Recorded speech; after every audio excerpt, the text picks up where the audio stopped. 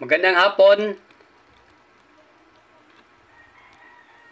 Panoorin natin ang bagong laban ni Manny Pacquiao sa Japan versus Royika Anpu. Yan, makikita nyo. 12 minutes lang ito dahil 3 rounds lang ito na laban nila.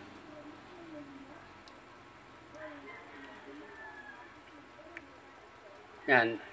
First round nila ito na laban. Yan, isa itong kickboxer na Hapon. Napakagaling sa kickboxing. Ngayon, lumaban kay Pacquiao dahil sa magaling. Yan naman ang gusto ni Manny.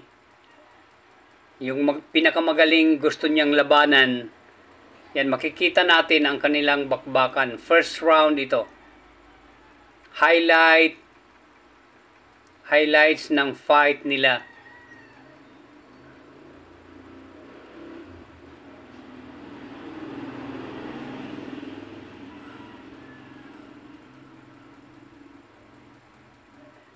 Ayan. Nagsusukatan pa sila. Papaano, sabi nga ni one-time Thurman, Terex arm si Pacquiao, maikli lang ang kamay. Papaano niya patatamaan ngayon ang mahabang kamay? 28 years old si Anpu, si Pacquiao ay 45 years old na nakikipaglaban pa. Magaling ito si Manny dahil maraming mga negosyo. Siya ang idolo ngayon ng boxing.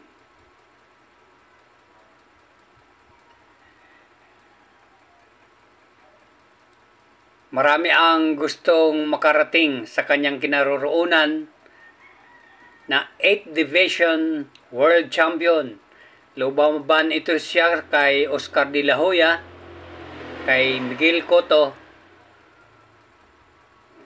Mga malalaki ang kanyang mga naging kalaban.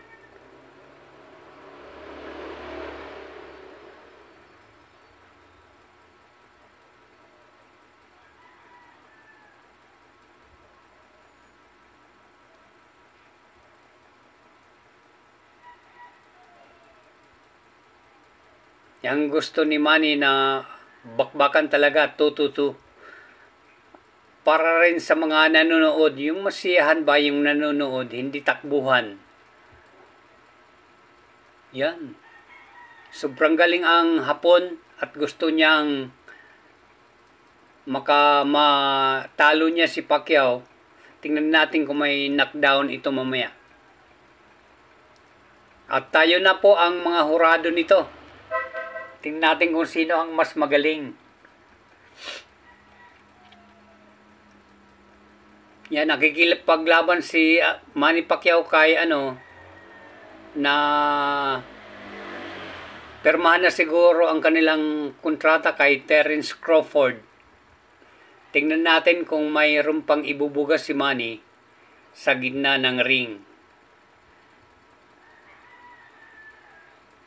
Maraming mga Hapon ang nanonood nito at may dayo nito galing Amerika, si Ryan Garcia, na gusto ring lumaban kay Manny Pacquiao.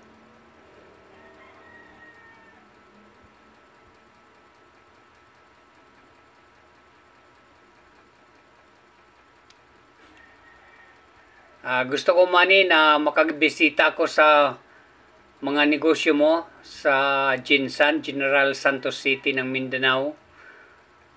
Mayroon kang mga sports, Pacman store, at mayroon kang mga hotel. At gusto namin ni Mrs. makita ang iyong mga negosyo. Ang mga negosyo mo may mga pera na pumapasok sa iyo. Hindi ka masasabi tulad ng mga ibang boxer na walang ipon. Ikaw ay nakaipon ng bilyon-bilyon dolyares o bilyon-bilyon piso.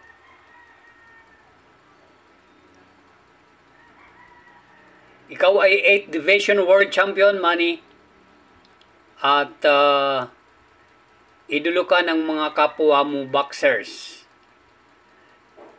Nagumpisa ka sa 116 pounds at umakyat ka sa 154 pounds nung lumaban ka kay Margarito. Ikaw ang underdog at pinagtatawanan ka dahil wala silang nakikita na ikaw ang mananalo. Ngunit pinaglaruan mo lang si Margarito at nabugbog mo masyado. Yan. Wow. Yan, nasangga ni Manny ron ang isang right hook ni Anpo sa mukha mo. Nasangga mo ng glove mo. O, doon nanonood ang referee sa Japan, sa Hapon. O, tingnan mo, o. Nakatutok ang Hapon sa kanilang kababayan na si Anpo. Kung pwede lang niya sanggain ang mga suntok ni Manny, pwede. Pero tingnan natin kung gaano ka kumakampi ang referee na Hapon kontra sa Hapon nilang boxer. Dati itong si Anpo, Royeka Ampo, kickboxer. Yan, pangarap ko noon na maging commentator man lang ako ng boxing dahil nung kabataan ko, ito ang sports ko at inalalaban ako ng father ko ng mga boxing fights. At marami rin akong laban sa hinabangan ng mga boxing na hindi alam ng father ko. Yan, 7 minutes na. Actually, aabot ito ng 12 minutes.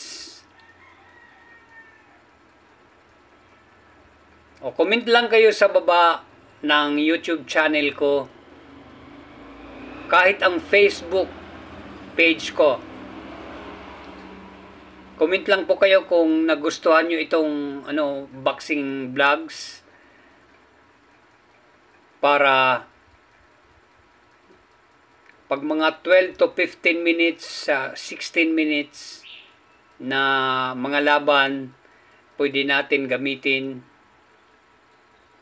ang cellphone na ito na ginagamit sa pag-vlog.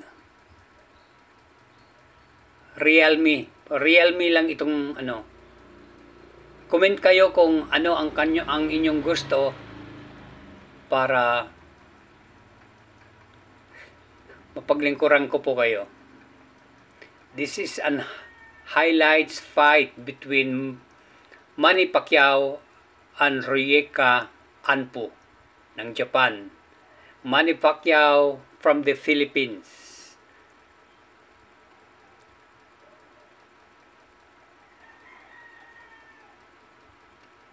Yun.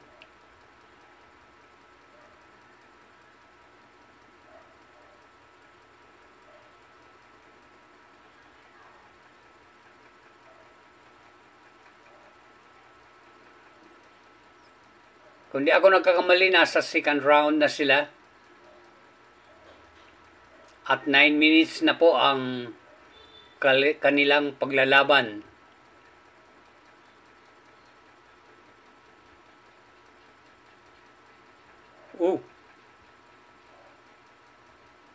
Masigasig ang Hapon. Nalilitan kay Manny. Matangkad nga siya eh.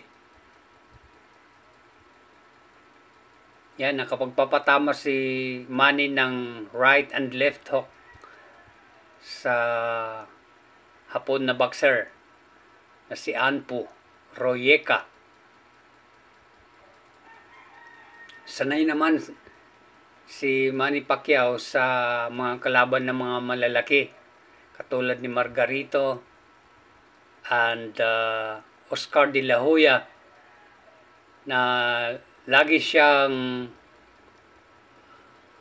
underdog sa mga laban, ngunit siya ang nananalo dahil sa kanyang galing sa boxing, at siya nga ay nakarating sa 8th Division World Championship. Mm.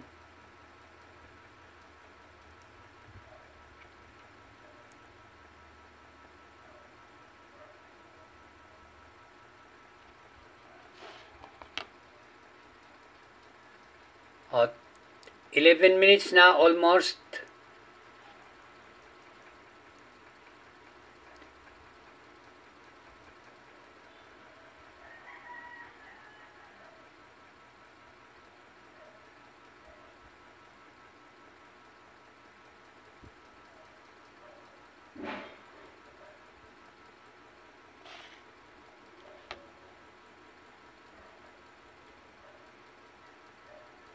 Okay, tapos na ito sa kanilang 3 rounds. Maraming salamat sa inyong panonood. Comment kayo sa baba kung paano po tayo kung gusto niyo po pa ang mga vlog. Don't forget to share yung paborito nating sports, boxing. Ibang video na itong pinanonood natin. Maraming salamat po.